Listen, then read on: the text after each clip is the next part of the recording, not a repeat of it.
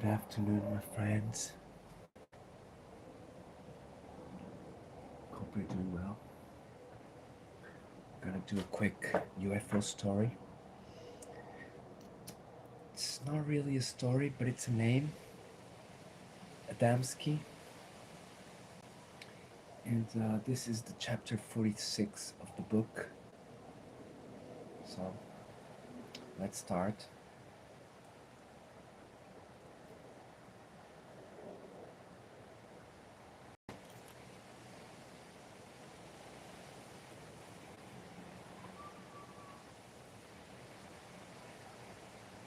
Misty sister, good to have you. Hope you're doing well. Okay, so the case Adamski.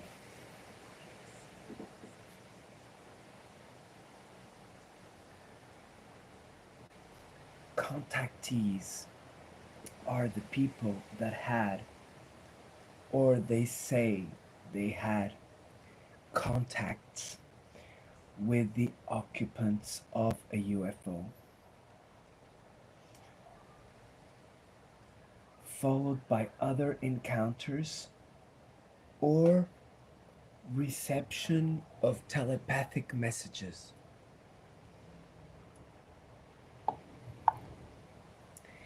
It's a bit windy, sister, but it's not bad. Maybe like 20s centigrade, maybe 22, 23. It's good in the sun.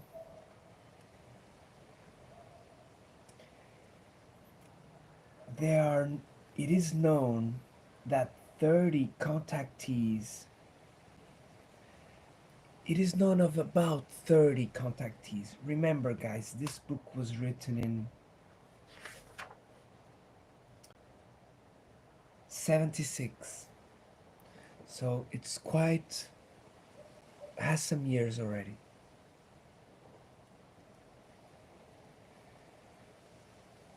It is possible that most of these 30 cases they are sincere.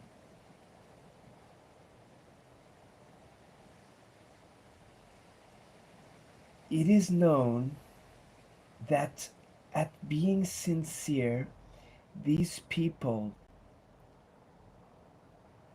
do not notice that they're being puppets of the entities that they call ETs or ultra terrestrial. On the other side, we can calculate between 100 and 1,000 the number of real contacts if we have into account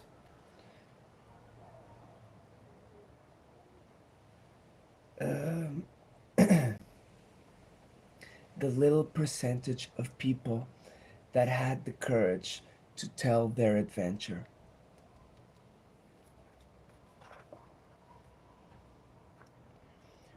What gives a little bit of a spotlight on these cases, on these declarations of these contactees, is the characteristic element of the instability of their um, of these people, basically,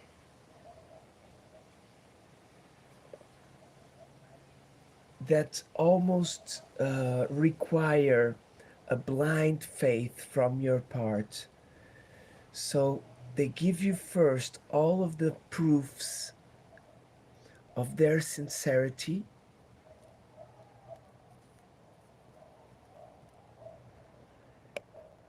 and their knowledge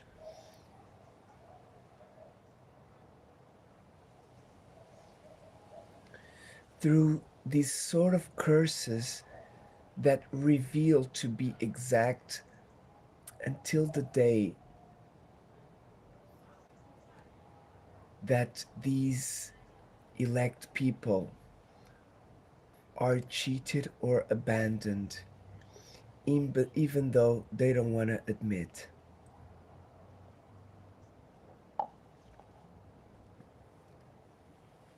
Big Chief, my brother, good to see you. Oh, I'm seeing bubbles. So my kids, they're outside, I think. Um, George Adamski is one of these first contactees of the time. With effect, we can denominate the contactees as people in the Bible or old mythologies such as Moses, Ezekiel, Jacob, etc. If we report to a fresco, an Italian fresco from the um, 14th century that we can find on the Mount Athos in Greece, Karai Protaton, even the one Saint John Evangelist that you can see on the image, accompanied uh, accompanied by Prochoros, he would receive telepathic images from devices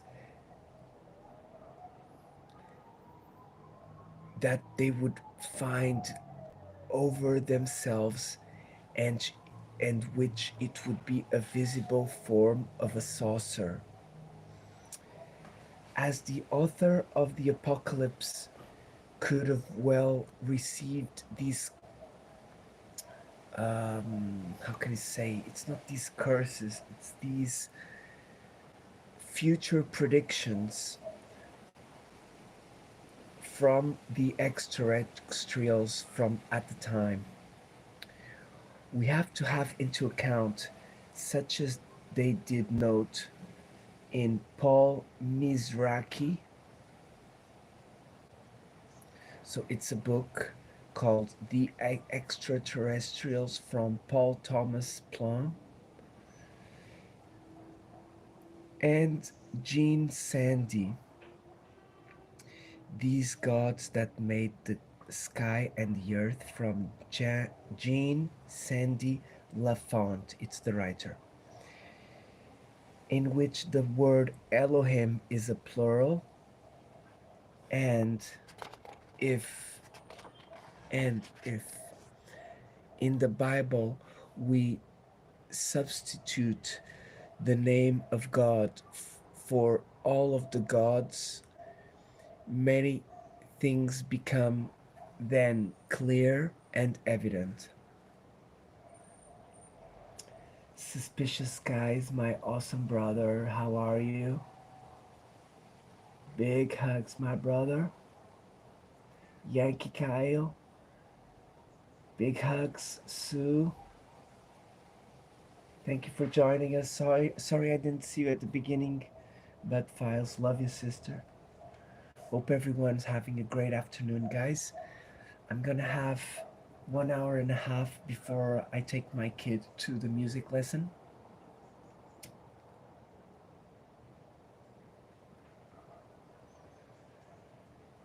So we'll do the George Adamski case, hopefully.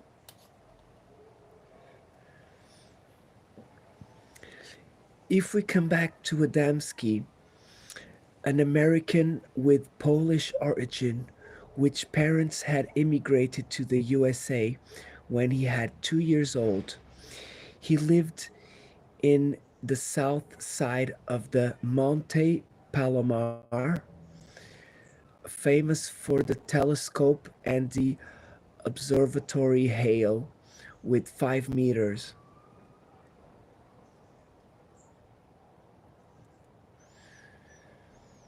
It wasn't a small observatory as many tried to call it. In fact, Adamski had created a little philosophy school, and with his um, fans, he was exploring a little coffee where you could go and have some coffee and eat a hot dog, which would help on his expenses. This type of establishment was found at every corner on the streets in the American cities. Adamski spent his nights observing the sky with his telescopes, one from 15-inch, 38 centimeters, which he had in a little house, and another one with 6 inches, professional, working on the outdoors. He thought that the universe should be habitable, and in one night that he was observing a meteor shower on the 9th of October of 1946, he saw passing a huge flying cigar shaped craft, visible in the naked eye. It was going in the direction of San Diego. He didn't even notice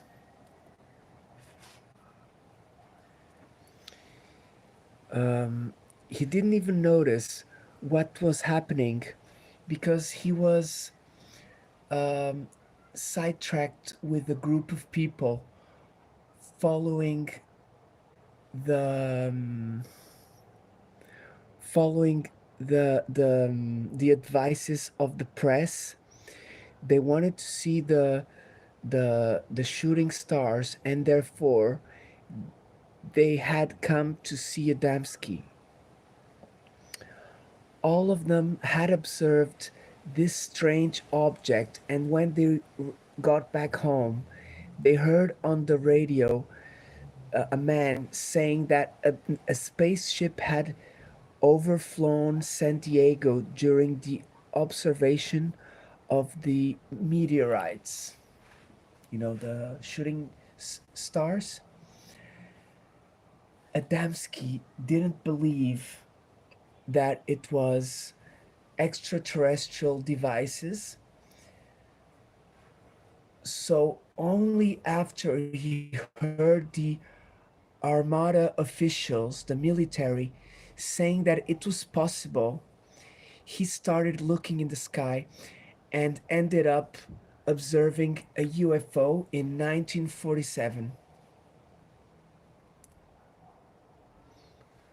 So the next year, some months, it was October,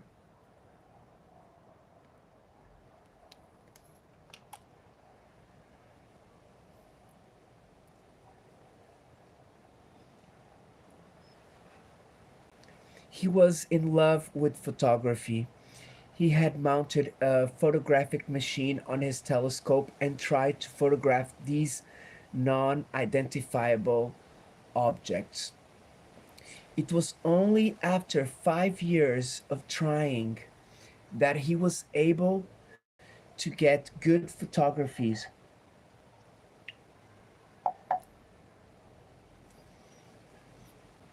Um, he was able to get good photographies to be presented in 1952. You have to admit that until the moment, no photograph of UFO has ever come out as good as the ones from him, Adamski. And that, and if they're fake, we have to admit that he was an extraordinary medium because some years later, the photographs taken by several testimonies show exactly the same saucers with three spheres on the inferior side and the cylindrical dome with fine portholes, etc. This is interesting, guys. I've heard this what we're hearing here from Casper Seitz as well. He's done a show entirely about the saucers with the three balls on the bottom, and I do think that these balls on the bottom, they are the orbs which are released. And guys, I don't want to say straight away that these are extraterrestrials because these UFOs with the orbs, they can easily be an old tech from the Americans military.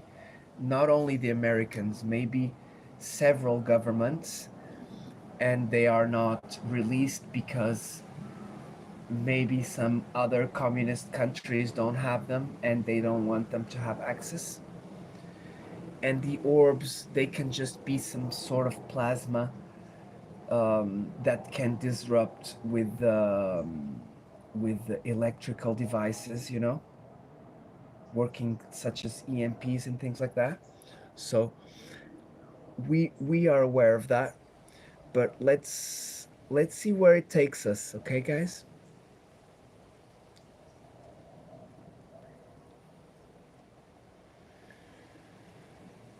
Okay, where are we? I lost myself. Okay, there we go.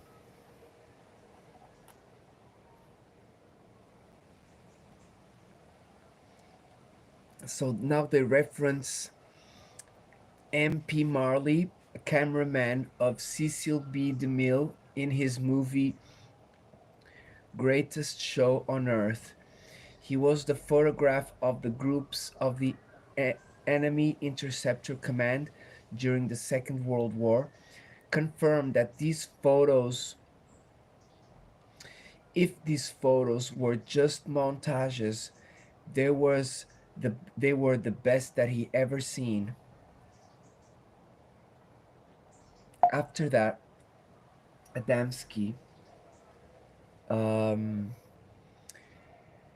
got interested on the phenomenon of the UFO and went several times to the desert center near Parker in Arizona, where they had seen flying saucers. One of these first excursions with his friends on the 20th of November 1952, he found his first Venusian, he says. He saw landing a little devices behind a little mount, and he got closer, and he was in the presence of a being that looked like it had 20 years old, 28 years old. He was dressed with with a jumpsuit with no seams or buttons. And then it goes under brackets. It says 80% of the cases you observe this type of jumpsuit. Close brackets. It was tight on the wrists and on the shoes. The shoes had thick soles, and before he left, the visitor left his greeting cards with very clear marks on the sand,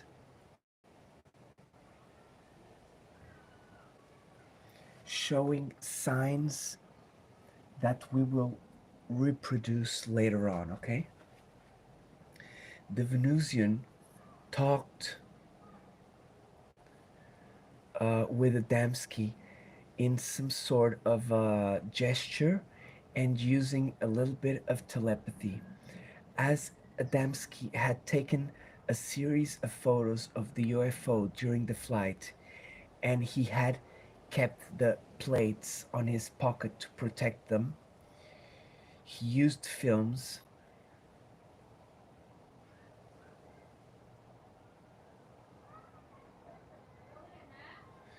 The Venusian asked him for one of these films, telling him, giving him the intention that it would have been given back to him. Effectively, 2 months later, on a low passage over the house of Adamski, the film was thrown and recovered by Adamski, which took to a photographer friend to reveal it. The film was taken care of as being a film subject to exposition, even though Adamski thought that the radiations of the UFO had erased the image. On reality, what happened was that on the film there were no hieroglyphs. Um, oh, on the film there were only hieroglyphs signs. The researchers tried to decipher these signs, which were made by the sandals of the Venusian, but with no success. However, Professor Marcel Hamé discovered on one of his expeditions to Brazil similar hieroglyphs to the ones that Adamski found on the movie that was given back to him by the visitors.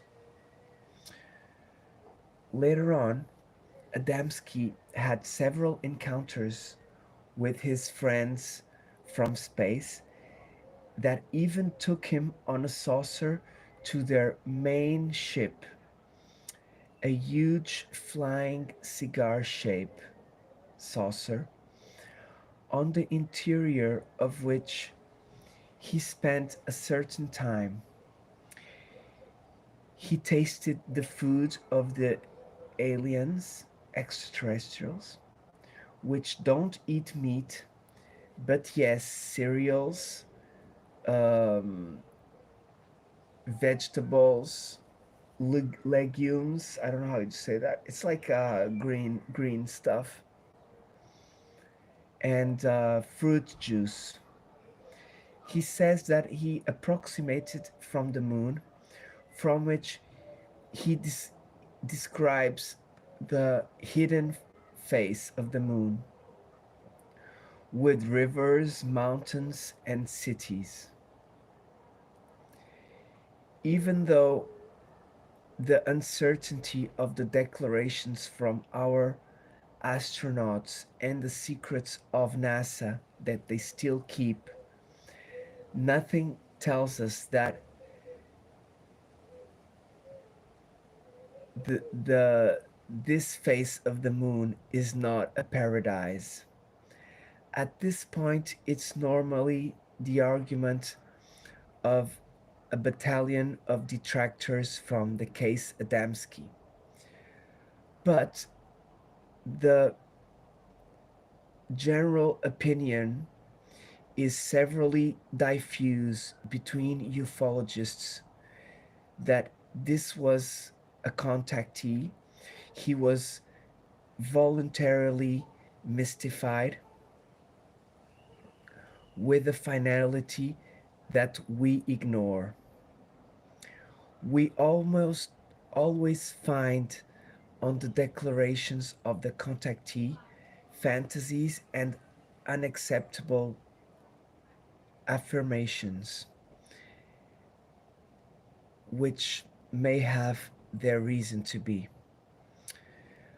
We can also add that on the active of Adamski and his observations of these luminous particles, visible over a completely dark background is a fact that only later the first capsules piloted could confirm.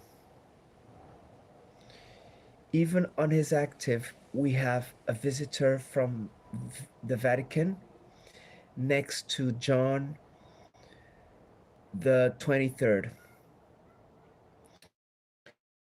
Your sanctity was, in truth, almost dying. Uh, your sanctity was, in truth, almost dying, but still it found energies to receive Adamski, accompanied by his two sponsors in Europe, Madame May Morlaix from Brussels and Mil Luzinstag of Ballet, which had received him on his when he stayed in Europe. He went to the Vatican, where he should um, release to the Vatican the documents received by the extraterrestrials. Um, he was supposed to be received at 11 o'clock by the ecclesiastic, and which he had a description on a little door, a little wood door, on the left of the main entrance. The His partners were able to observe that at 11 o'clock this door opened and Adamski were received as it was predicted. 1 hour later, he would have come out through the main door, radiant, showing proud, and a medal of gold. Oh my God, that the Saint Father had given him, as it was habitual to give to his notable visitors. Then it was said that Adamski had been buried on the cemetery of Arlington, where are the hero of war, as a homage from the government, American government, for the informations that he given about the ETs, but is more probable that it had given that merit because he was a veteran of war and not.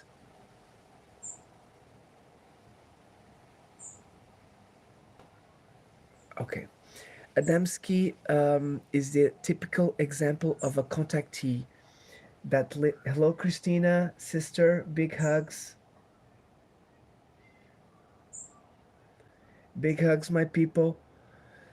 Um, he's a typical contactee that lived extraordinary experiences and made revelations that have as much as surprising as unacceptable. At the end, uh, we we have his pictures, surprising, that show a UFO with very different forms from the idea of what we think of spacecrafts, but many times were confirmed by witnesses that visibly could not have copied them. Okay, so these are the marks of the sandals of the Venusian.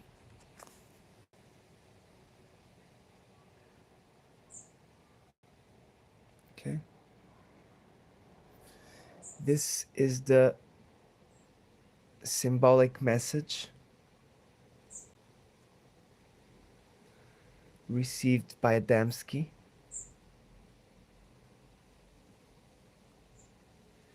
Okay, there's not that much light, right, guys? I'm sorry about that. me see if I can get it a bit better.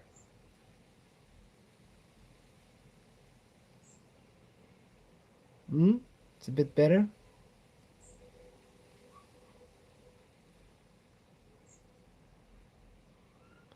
Big hugs, Christina. Okay, these are the hieroglyphs found in Brazil. They're very similar, guys. Look at that saucer shape. Crazy, right?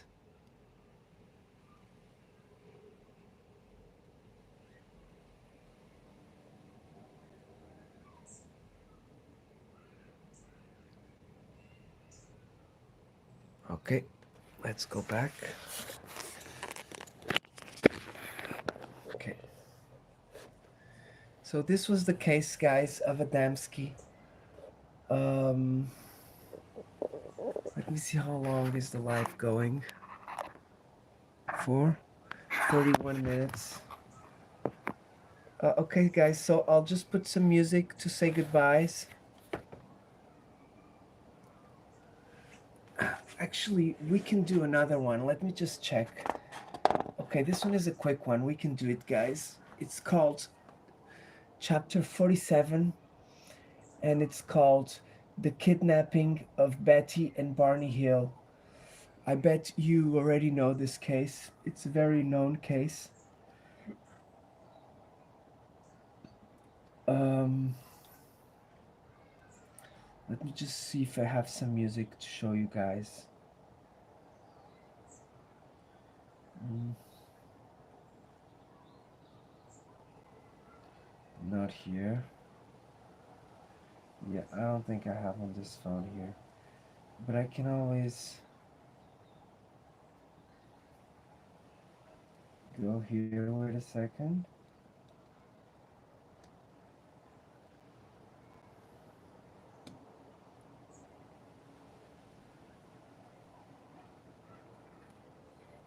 Yeah, we're sailing high,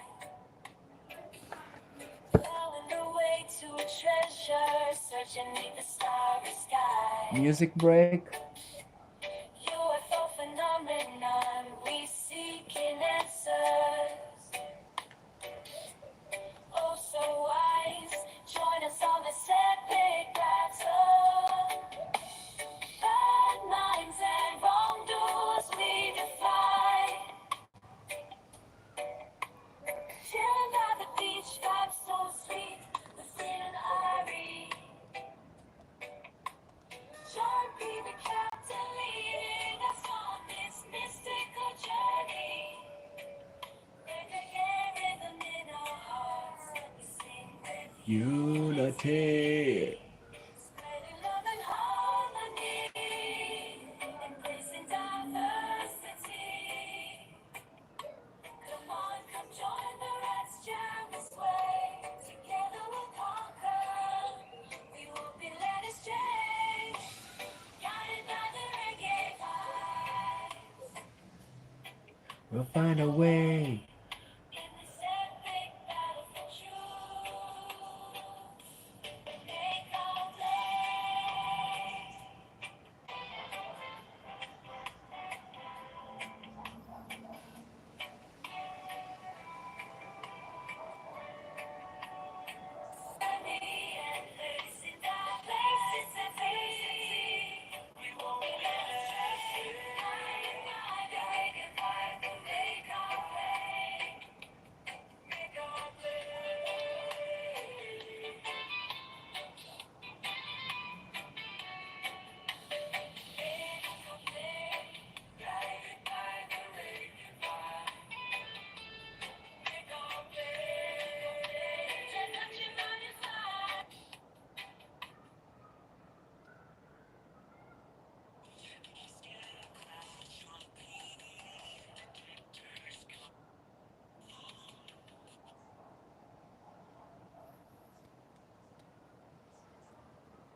Cruising through the galaxy, feeling the groove. John B on a crusade, spreading love is true. Alien races collide, space wars all This is gonna be a short one, guys.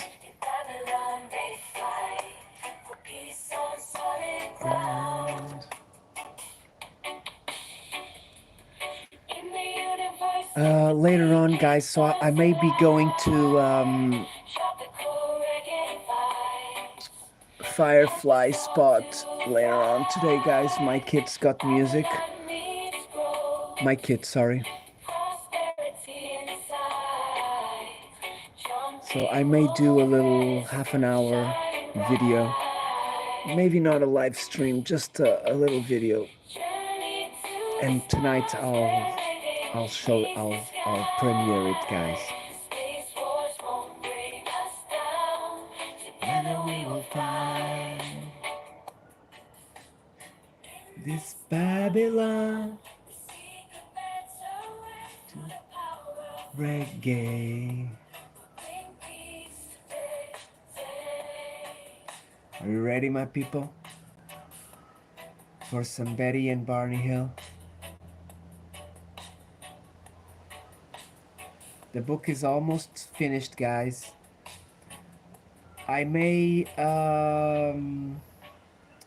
when I finish reading the book, guys, I may do a little challenge to see who, if anyone wants to get it, so we can pass around the experience, guys. I'll find something. I'm very close as well to monetizing, so I'll probably do a little gathering to celebrate, and maybe I'll do a little challenge to give off this book. There's maybe like 10 pages to go, so I'll try and get it finished, because guys, these books, I'm already damaging it. I have to put some sellotape as well around it. These books, people have to read them, guys. Preferably someone who likes this kind of stuff. I'm not sure how much it costed me, but I think it's like $5 or $10. I'm not sure at the time. I may have paid $10 for it, but guys, well worth it. And probably I'll just find a way, because most of my viewers, you guys are from England and America. There's few from here from Portugal. But either way, guys, I'll find something. When I finish this book, I'll probably give it away, okay, guys? Let's continue with the kidnapping of Betty and Barney Hill, okay? So, this extraordinary story of this American couple. The couple is a colored man, and the woman is white colored. How do you call it? Oh, I forgot the name. Either way, it doesn't matter. It became almost classic in the literature of the UFOs. And we can do a little summarizing on this story to, to so we can use it as a reference point, okay? On the book of John G. Fuller, The Interrupted Journey, 1967,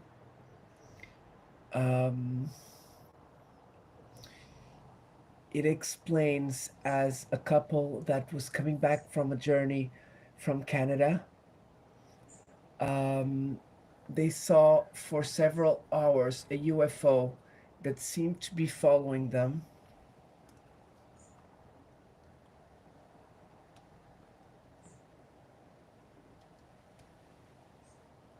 Okay. Logman, good to see you.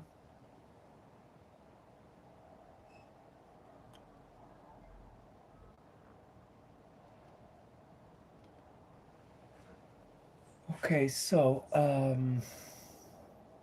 They seemed to be followed by a UFO. It was nighttime. They were on a hurry to get back home, but they were intrigued by this light, red light, that was in the sky. And they stopped the car on the side of the road to check it out better with binoculars. They had binoculars.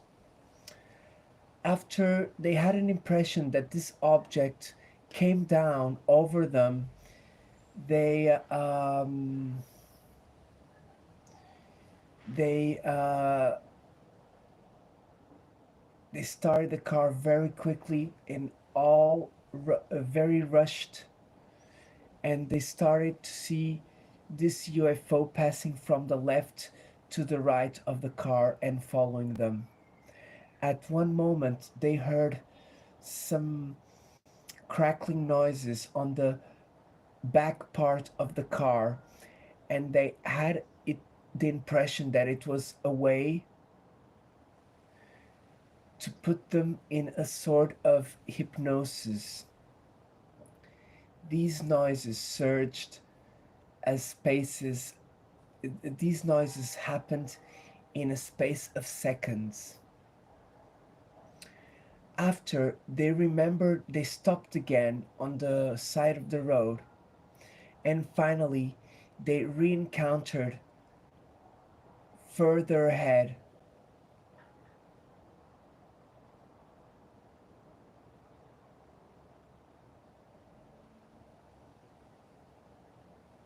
So they re encountered further ahead where they were a few hours from their house. But there was a space of 2 hours that they could see on their clock that they couldn't explain. When they arrived, they noticed that the the front of the car had some round spots, dark, that they weren't there before, and they ended up disappearing a few days later. Months later, they decided to consult a psychiatrist, Dr. Benjamin Simon,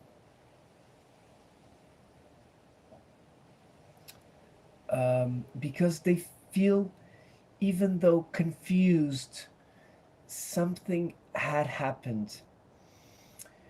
After a long series of sessions, you can find these sessions on the internet, guys, on YouTube. You just have to look for, um, the sessions of Betty and Barney Hill, the hypnosis sessions. You can find them. Um,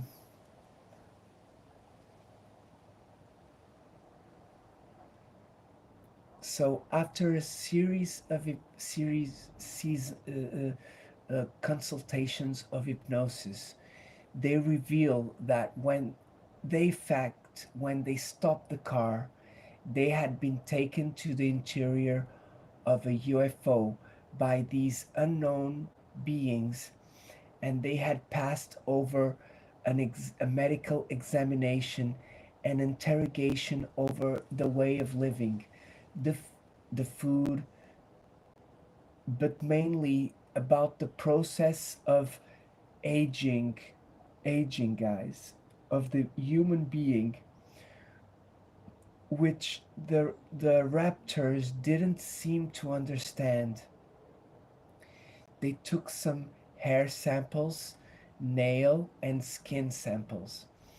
At a certain time, the chief of the crew, which was the only one that could speak well English, showed Mr. Hill, Mrs. Hill, a thick book which he took from a sort of armoire which was in the wall, and from which she saw some weird letters with some thick traces thick lines or very thin, which would go from top to bottom.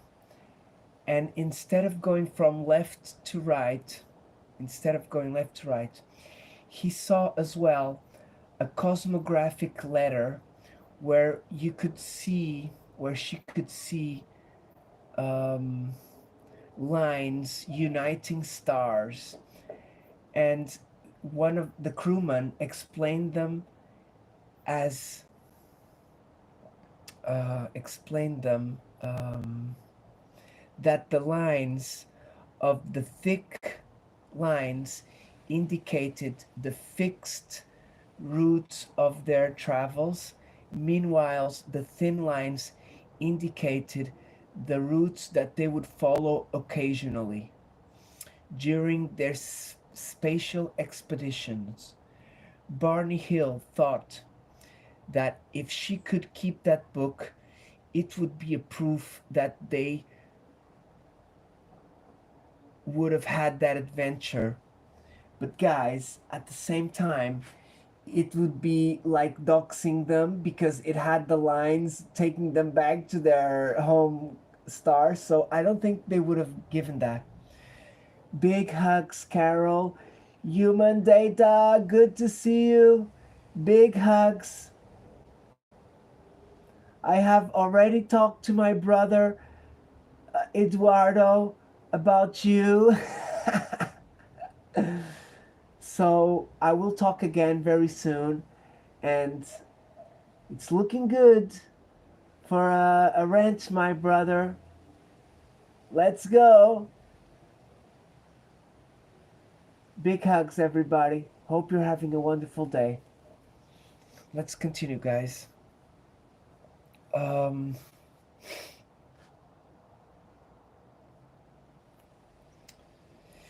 she knew that no one would believe her when she would arrive Betty Hill. The ET accepted the requirement, but at the moment that she and her husband, that had also been examined psychically on another compartment of the device, were almost leaving the device, the other members of the crew opposed to her to bring it, and it followed a violent discussion between them and the chief. The talking of them was a sort of murmur like mm, mm. At the time of the exam, they put a long needle on the ovaries of Betty Hill. Even though she said she wouldn't suffer any pain, she felt bad when the needle penetrated. Immediately, the examiner put his hand on her forehead and the pain disappeared. Followed by that, she didn't feel anything else. During a session of hypnosis, Betty Hill drawed by memory the celestial letter that she had seen in the book, which it wasn't allowed for her to bring back. And afterwards, she was able to recognize in the position of the stars the constellation of Pegasus on the boreal hemisphere. Even though um, before they were dropped off, the two witnesses of this extraordinary adventure, they were also informed that they would not remember anything. Even Betty Hill had said the raptors that everything would be intact in her memory. They it was required several sessions of hypnosis so that everything could be revealed to her. On the book of John Fowler, all the details of the kidnapping and the exams represent about 150 pages, and nothing is forgotten. The form and aspect of the UFOs, the type of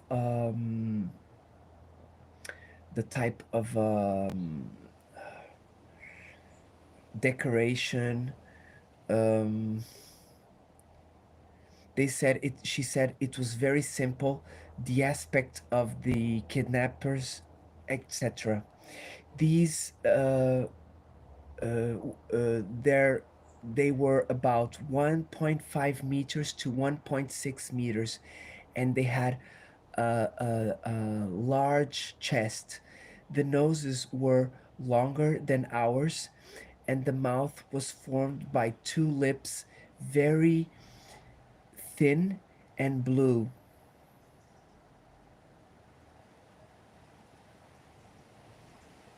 The color was gray, dark gray, and the the black hair. The eyes were more teared than the Asians, and they had vertical pupils, like the same as the cats. The annexed croquis shows the face of the chief, drawn by Betty Hill during one session. These beings brought a sort of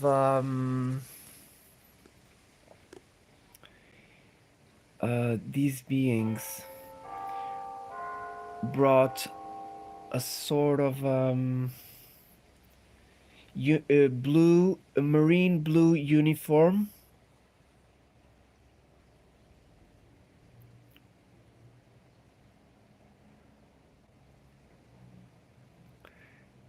Okay, so this was the inside of the UFO.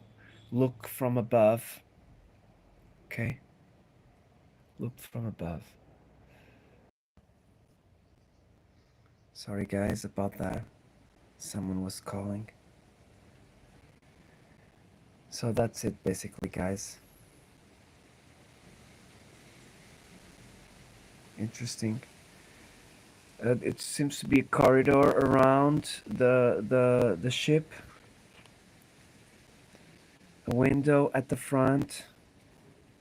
First compartment. Entrance. Okay. Okay, so the next chapter, let me just check. Okay, the next chapter is only one page, so I think we can do it quickly, guys. Um,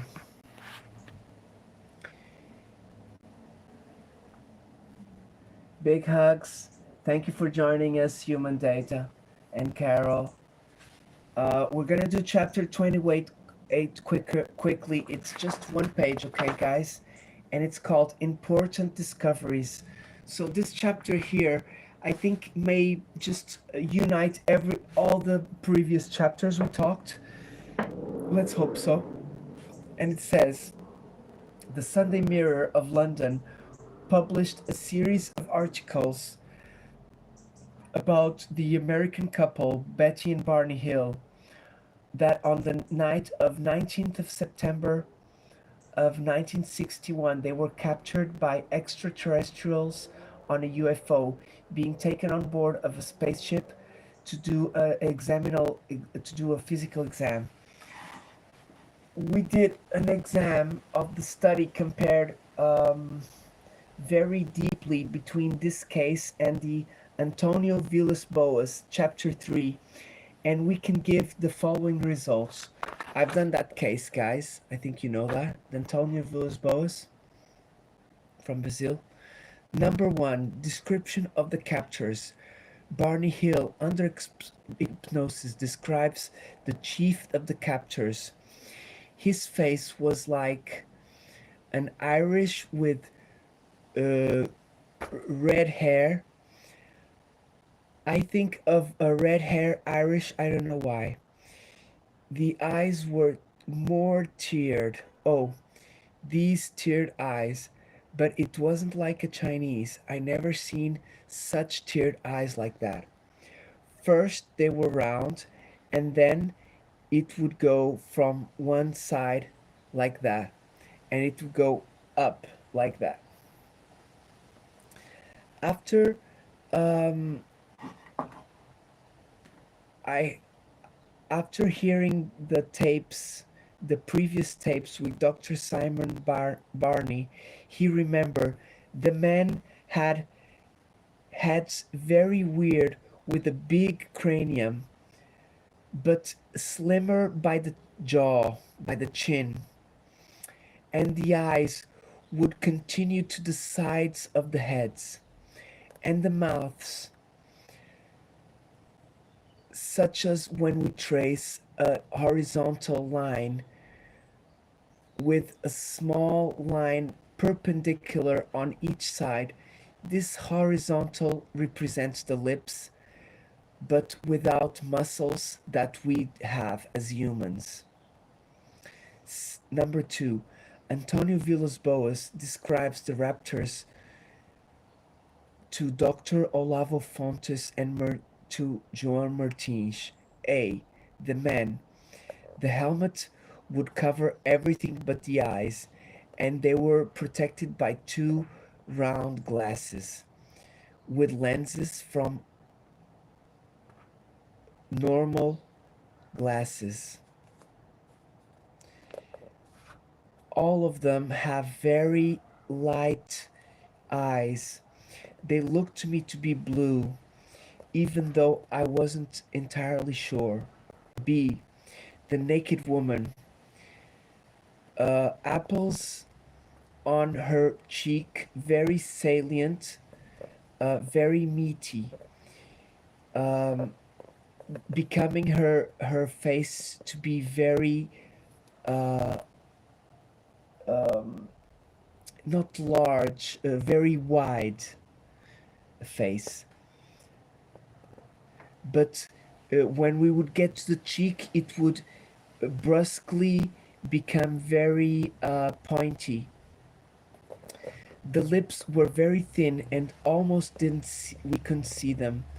The hair was blonde, almost white, almost like discolored hair. Very soft but thick, with a middle line on the hair, midline on the head for the hair.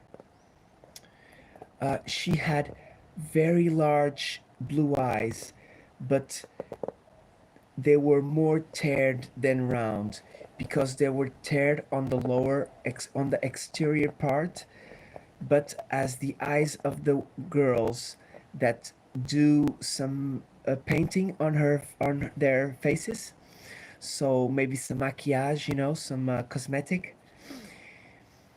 Even though their eyes were more natural without makeup, the skin was light and had lots of freckles on the arms.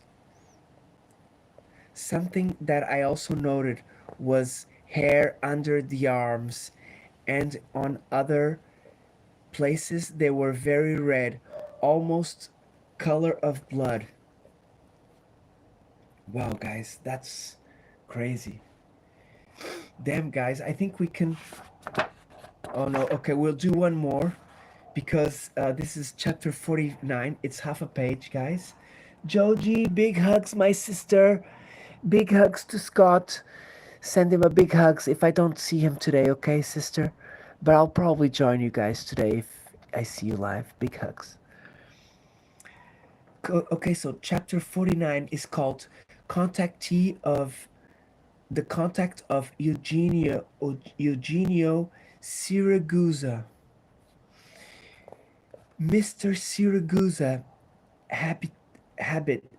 habitates in Asiriali near Catania in Sicily, and he works at the what is it called? The embargo company. The embargo company. On one morning, very early, he was going to work, and he saw in the sky a white luminous point dot, which was zigzagging on his direction. He thought 1,001 things, but he was struck by a ray of bright light that came from this device that now had the size of um, a tennis ball, so very small, which brought him a big sense of serenity. That's how Eugenio Siracusa narrates his first contact. Some instants later, the luminous ray diminished in intensity and disappeared, almost like it was observed, absorbed by the flying device. When he came back to himself, Mr. Siragusa saw what had happened to him was something extraordinary. It looked like his whole personality had another dimension. Even his voice had become softer. Followed by this contact, he was in contact with a certain extraterrestrials through PSE, which under brackets means extrasensorial perception, and close brackets, and only after 11 years that he could finally have a direct contact and physical with these entities. On this night in 1962, he felt the need to go to the Mount Manfrey, in which it's at an elevation similar of a mountain at about 1,370 meters of altitude. On the road that where there's a telepheric to Mount Etna. So you know those metal telepherics, guys. Uh, oh, this is crazy, guys, and interesting. It was an old extinct crater that forms a re-entrance, and it was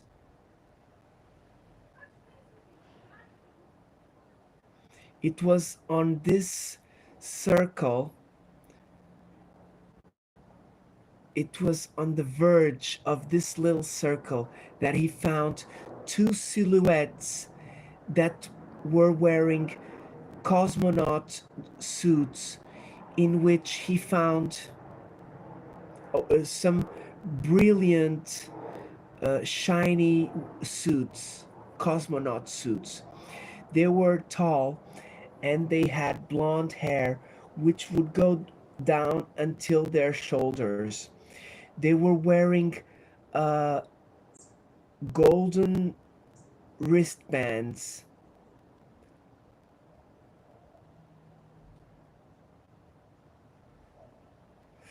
Um, they were also wearing these golden ankle bands, golden, um, and a luminous belt at the waist, and also some metal plaques over their chest. Guys, I have to just talk to you something. Remember that on the Fatima apparition, she was also wearing some golden, um, on her golden cords on her waistband, guys. Remember that? And the golden, I'm not sure if it was a golden ball, but it was shining a lot of light, the ball with spikes that she was using on her hands. Remember, guys? I'm just trying to see some similarities. um